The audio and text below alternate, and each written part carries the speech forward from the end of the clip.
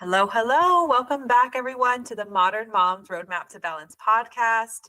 I'm your host, Kayla Nettleton, and today our guest is Priscilla Rodriguez. Priscilla is a licensed marriage and family therapist and owner of Modern Wellness Counseling, an online group practice who services couples and individuals in Texas.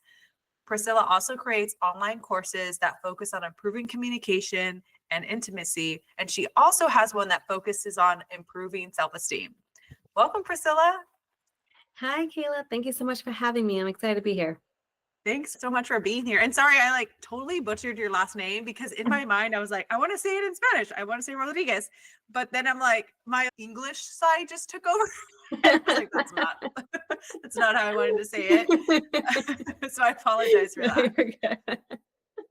But again, thank you so much for being here. And the question I ask everyone to get us started is, what is your definition of a balanced life?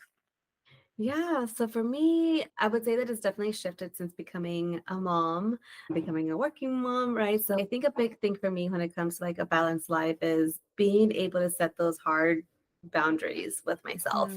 I don't work every day just because of lack of childcare, right? So the days that I do work, I have to kind of just tell myself like I have to be on, right? So like it's this piece of like, okay, I put everything else off on the other days, right? Okay. Or kind of have saved it for now. So okay, my way to balance work is to here's my chunk of time, I can get that done. Okay, it's 4:30, I'm gonna close my laptop and I'll get to it the next time I'm working, right? So because then Okay. that Yeah. means that I have to kind of shift gears of what are my other tasks when it comes to making dinner and getting that done, because for my family it's really important that we have home cooked meals. I don't cook every single day, but we batch cook. So like I don't want people to think like, oh wow, you're Okay. doing it. Yeah. So whether that's like warming up, what we've already made or making dinner, another important piece is family time, right? So in my head, I have like this like block schedule and like Okay. my Yeah. calendar where it's like, okay, this is when I'm working,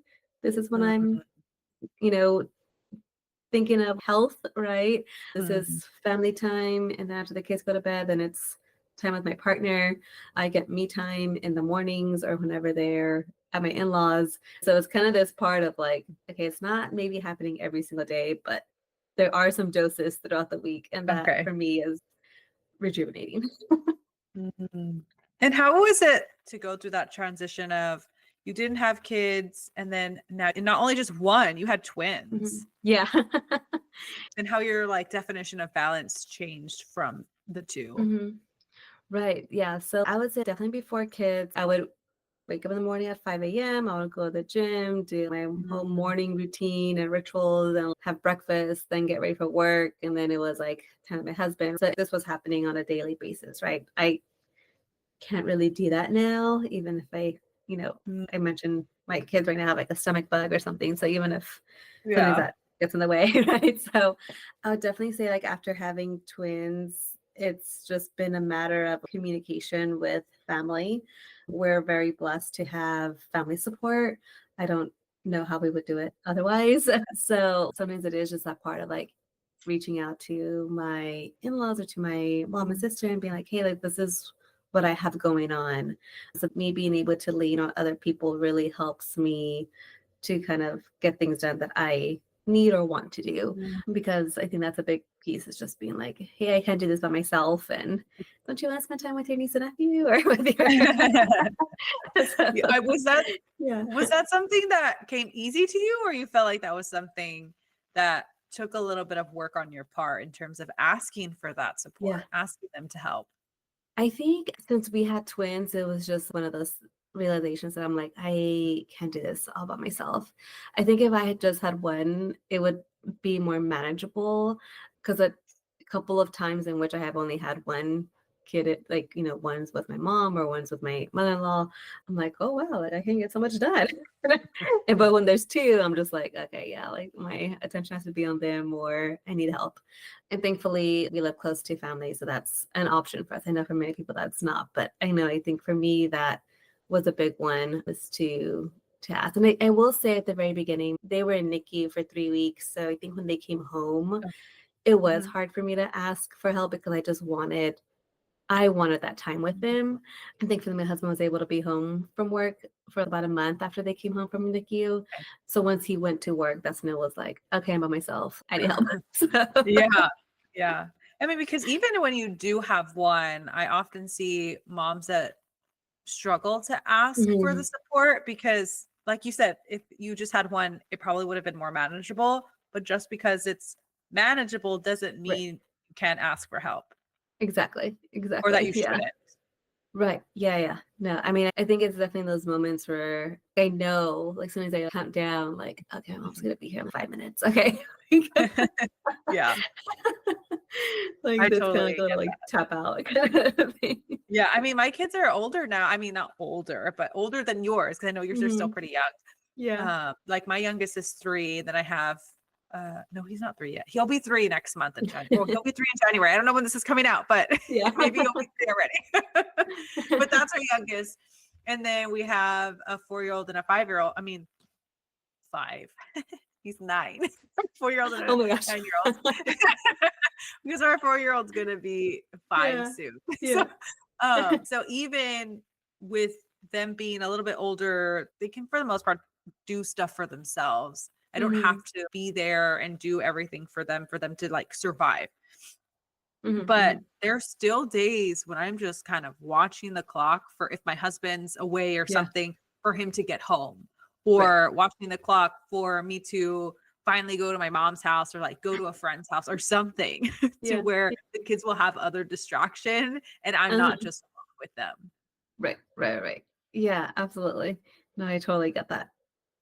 Yeah. So it's not something that goes away, Mhm. but Mhm. it's something that not to be ashamed of to lean on support or that you're even feeling that way because I Right. know so, I mean I've talked about this with some of my like close mom friends how sometimes we don't feel like good moms when we're kind of watching the clock like how much longer do I have Mm. to be alone with my kids, like yes we chose Mhm. to have these kids and Right. yes for the most part we wanted them, but sometimes we need time or we need help and it's okay to ask Yeah. for it. Absolutely. Yeah. Yeah. Yeah. I mean, I think that sometimes it helps to remind myself too that that goes with anything, right? Whether it's like, owning a business, like, yeah, I wanted to own this business, but there are days where I'm just like, oh gosh, like I have all these notes to do, or oh my gosh, I Oh have all this, yeah. well, I chose that, right? But it's still hard, right? Or oh, I love my house, but like, oh, now I have to clean my house. Or these certain things, I just have to like, I think, give myself that compassion. That's when it really helps too. Just Mm, because I wanted it so badly or like chose, there's gonna be days where, yeah, it's gonna be tough, and that's okay.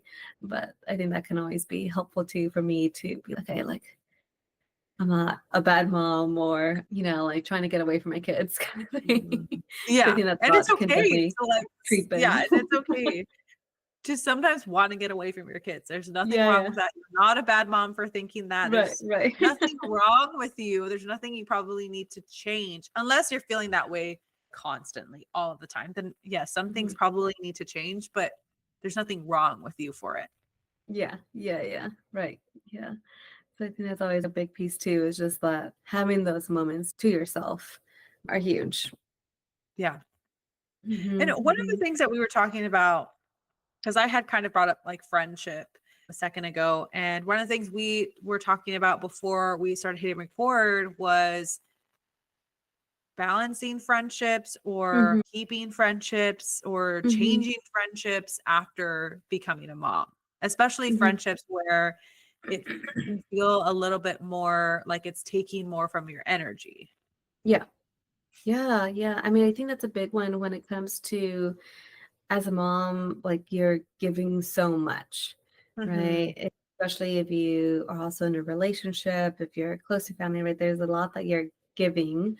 And I think it's important whenever you are thinking about then your other relationships that are maybe like you do have an option, right? Like family and your kids, you kind of don't have an option, right? To like have that relationship, right? It's kind of your Yeah. choice whether it's going to be a good or bad one. You choose, right? Like I'm choosing this other Mhm. person that I've met to how close I'm going to be with them. And I think if you're not benefiting from it, it's important to kind of like how can I set those boundaries up? Yeah. Um, especially if maybe it's hard for you to turn to that person as a source of support, and maybe they're just always turning to you for support, Yeah. right? And I've seen that a Oh, lot yeah. too. Like clients I've seen, or even sometimes personally, is that like, okay, how am I able, if I'm having a bad day, if I'm struggling with my kids, like, can I turn to this person, or is this someone that I'm gonna be like, yeah, no, I'm gonna talk to them, right? Mhm. Because they always turn to me. So I think that's always a big one too, is kind of paying attention to that energy. Yeah. What do you usually tell moms who are kind of having that battle of like, do I want to continue this friendship or do I need to cut this person off? Like, what is Hmm. a good way to figure out how to make that decision, whether to Yeah. end the friendship or keep the friendship? Hmm. I think it's first almost kind of doing like a little assessment. Is this the only mom friend you have? Right? Mm, Or are there other mom friends? Is your support system, support circle kind of, are there other people in there, or is this the only person? Right? Because I think if there's other people, it can be a little easier to kind mhm. of cut this person off. But if Yeah. they're like your neighbor or someone really close to you, then it would be helpful to have a conversation with them, Mhm. or to kind of ask yourself, Oh, like, yeah. okay, how long have I known this person? Realistically, is this a season in their life that maybe they're struggling and that's why they're turning to you? Right? Because we also don't want to be just like, oh, you're venting to me too much. Like, I'm not talking to you. Right? But I think it's like, okay, has there been moments when you have been able to turn to this person too? Is there kind of this give and take during interactions? I think that can sometimes be really challenging for women, especially naturally. Sometimes people can be people pleasers, right? So they're like, oh, I don't want to tell them how they're making me feel. Like, what if I make them feel bad? It's like, well, you already feel bad. like, Yeah. like you already, like you're feeling alone, you're feeling ignored, right? So sometimes it's that part of finding that courage to advocate for themselves within the relationship of, hey, you know what, this is sometimes really hard. I've noticed that this is what's going on. Maybe they actually do need to talk to a therapist, right? And they're using you as a therapist, Yeah. right? And that can be really draining. Maybe you just don't have the solutions for them because they're going through something that you haven't been through. So it's like, hey, maybe you should talk to this other person or someone who actually understands. I want to be there to support you, but maybe I don't know how, or maybe it's just been really hard for me to know how to show up because Mhm. I'm also dealing with all this other stuff on my Yeah. end. Oh, yeah. Yeah. Yeah. You're right. Sometimes people don't even realize that they're bringing something up over and over and over again, or coming Hmm. to you to vent about something over and over and over again. But it is scary to bring that up.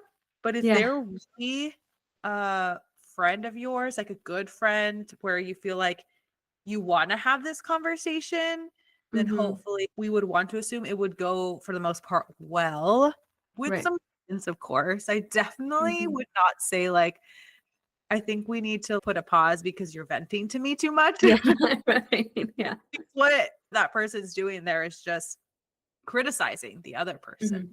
Like, Hmm. Hmm. you're being too much, basically, is what they're probably going to hear, not Right. Right. what is going on for you. Like, I've been feeling Hmm. really overwhelmed, and I want to be able to talk about some stuff too. I don't know if you realize, but you've been talking about this topic for quite a while, like the past few weeks.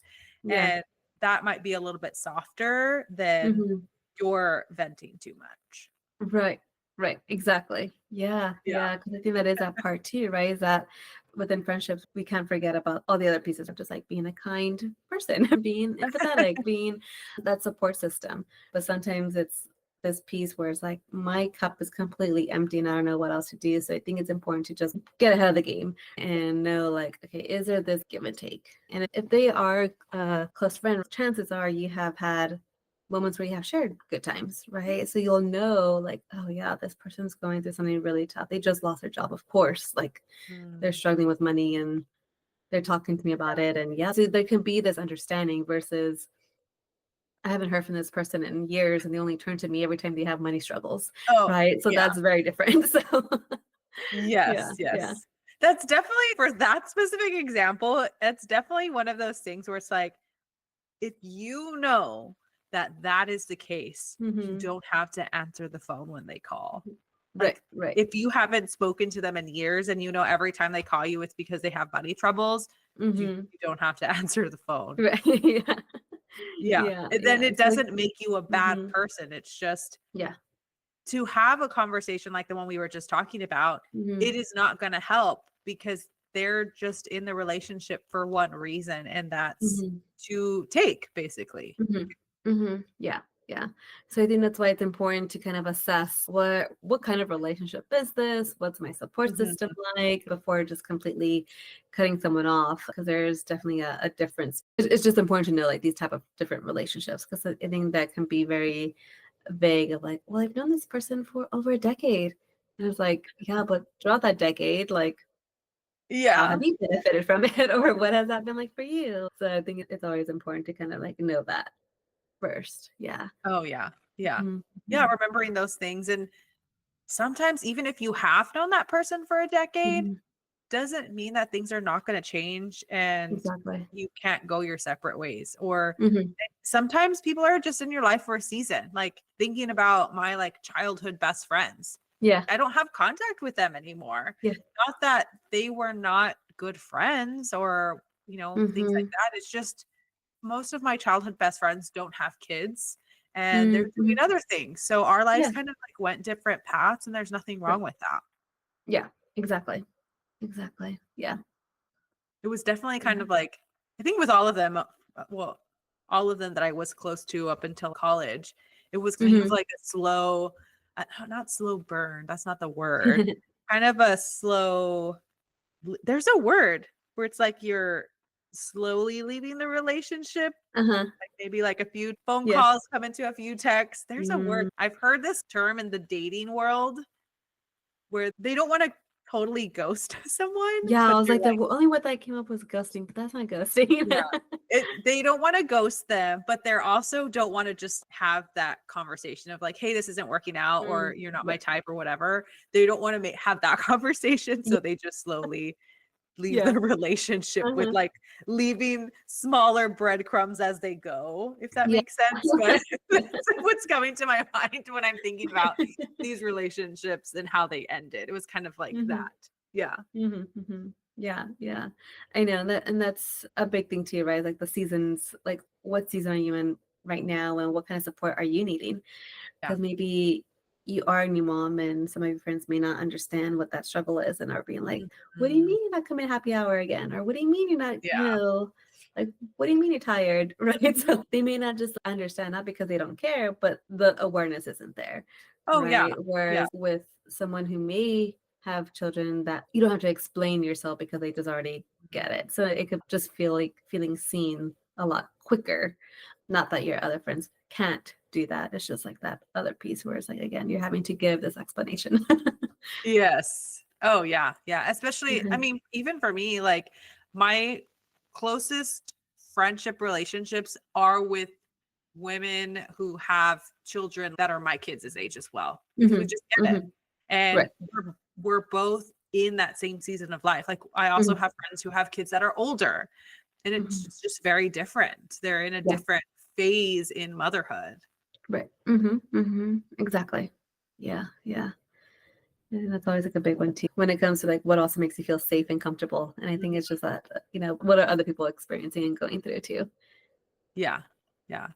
But Mhm, I think one thing we could probably both agree on is it's not like a cut and dry thing. It's not mhm, about choosing to cut someone off or choosing to keep them as a friend. Like, even if you choose to keep them as a friend, there might be certain boundaries that you want to set up to protect your energy if you choose to stay mhm. in that friendship that is feel like it's draining right now.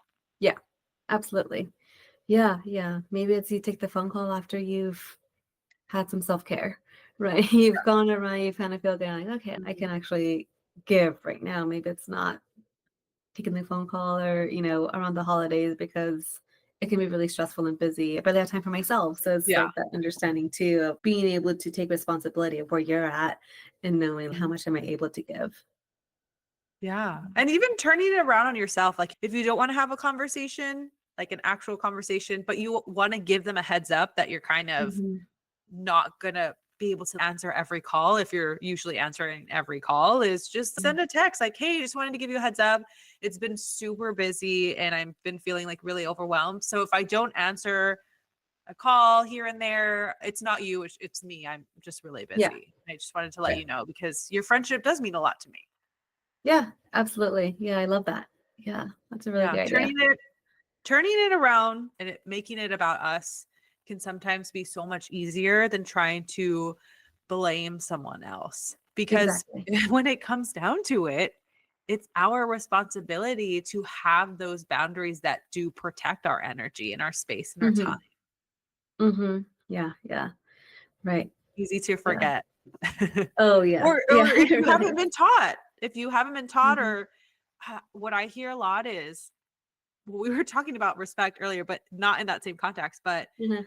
they're being like disrespectful, or they're doing this on purpose, or why can't they just respect my time like everyone else does? Or if I were in their Mhm. shoes, I would not be doing this to them. But the Mhm. fact is, they're not you. Right. Yeah. Right, right. You only have control of yourself. Yeah, absolutely. Mhm. Yeah. Mhm. Mhm. Yeah. Have you seen this come up? I have, even with some couples too that I have worked with, but also individuals, that piece that like just that mindset shift of like Mm, this other person's doing XYZ, right? Don't like when they do that. So it's like, well, okay, how is that impacting you and what role do mm, you play in this interaction? Right? Kind of like the suggestion you gave, right? Is like you don't have to pick up the phone call, right? You don't have to answer all the time. You can set that boundary of, hey, you know what, right now is really tough for me, really busy for me. Like, I don't mhm. answer, like, this is a heads up, why? Right? So I think being able to take ownership of that, it can be very helpful because I think sometimes some people may not like this, right? It can fall into this like victim mentality, right? Of like, Mhm. oh no, they're doing this to me, Yeah. versus being able to take ownership and take responsibility of, hey, you know what, I'm maintaining this boundary. This is what I'm doing to protect Mhm. myself. I'm prioritizing what's important for me. And Yeah. unfortunately, right now, it's not being able to take that call. Right now, I want to show up for my kids. And when I show up, that I'm have energy and I'm mentally present versus I'm showing I'm like, oh my God, I'm here now. And it's because Mhm. so and so, right? So your head is still focused on the other person, even though you're Yeah. physically present. Your kid's just like, can you just like color with me? Right? Or Mhm. whatever's going Oh, on, yeah. right? So I think that's also another piece too, is that how you're showing up is also your responsibility, right? In those moments of like, Oh, okay, yeah. how am I protecting that energy? Oh, yeah. Mhm, And mhm, I wasn't planning on this, but this came up into my head right now when you were talking about not taking responsibility or taking ownership. Like, you just don't have the time for everything. The mhm, like parent child relationship dynamic came up in terms of the mhm, adult child mhm, with their parent, in terms mhm, of how sometimes our parents can be demanding, or moms can be demanding, in-laws can be demanding of our time, mhm, or even traditions, right? We're in the mhm, holidays right mm. now, Yeah, and sometimes we want to have different traditions yeah. than what we were doing with our family, even before we had kids, or maybe Mhm. that our kids are a little bit older. There's some things that we want to change. And this, all that we've been talking about, applies here too. Yeah, absolutely. Yeah, that's such a big one. Yeah, last year when we had our twins and it was our first Christmas, we normally spend the Christmas morning with my in-laws, and there's always like scheduling issues, right? So we're like, okay, let's just make it easy. We're going to do lunch instead, right? So we kind of prompted that, and thankfully everyone was on board because there was always scheduling conflict beforehand. But that was like a big one too, because when we're like, hey, what are our family traditions going to be now? And it could be, some families may hold on to certain things a lot, you know, harder, I guess. But Yeah. especially if it's like, oh, I'm not gonna go visit, I'm not gonna get on the flight and take my kids now and Mhm. go Oh, through yeah. that whole situation, right? To go visit grandma. And they're like, what do you mean? Right. So that could be like Oh, really yeah. tough, especially if your family's kind of scattered in different states. Mhm. Yeah. Yeah. This brought something up. There was a family friend of ours that their grandma was aging, but they were basically like judging their family of not coming to visit the grandma, but Hmm. without taking into consideration that they also had their own families. And it was kind of like, how there's that saying that had been going around for moms, like, you only have 18 Christmases, or you only have Oh, 18 I remember summers, or that 18. was last year. Yeah, yeah. I think it was last year that was Yeah. going around a lot, Yeah. but this person was basically saying kind of the same thing. Like, we don't know how many Christmases grandma has left. They Mm, should mhm, be mhm, coming to visit her, but that's hard mhm, because there's other stuff going on. It's not that they don't probably love grandma or that they don't mhm. care about her. It's just there's other things that have to be taken into consideration. And it's not always easy for people to Yeah, travel or visit as often as maybe they would like. right. Absolutely. Yeah, yeah, that's always a tough one.